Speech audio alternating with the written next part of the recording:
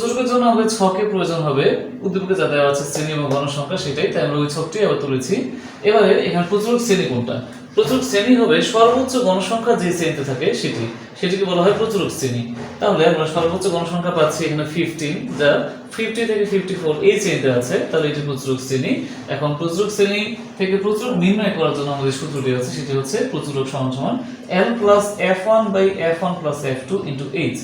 এখন এই L, F1, F2, H দ্বারা কি বোঝায় এই মানগুলো আমরা এখানে লিখেছি।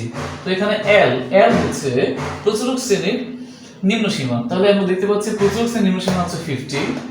F1 হচ্ছে প্রচুরক শ্রেণীর গণসংখ্যা মাইনাস তার পূর্ববর্তী শ্রেণীর গণসংখ্যা, অর্থাৎ 50 মাইনাস 9 6। F2 হচ্ছে প্রচুরক শ্রেণীর গণসংখ্যা মাইনাস তার পরবর্তী শ্রেণীর গণসংখ্যা, তাহলে আমরা এটা মাইনাস করলে পাচ্ছি 5।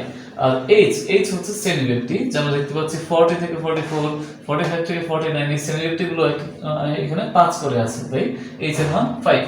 তো এবার আমরা সূত্রে চলে যাচ্ছি L plus F1 by F1 plus F2 into H। তো সূত্রের মধ্যে আমরা এই চলকগুলোর মানগুলো বসিয়েছি, মান বসানোর পর ক্যালকুলেশন করে আমরা পেয়েছি 52.73, যা আমাদের নির্ণয় প্রচুরক।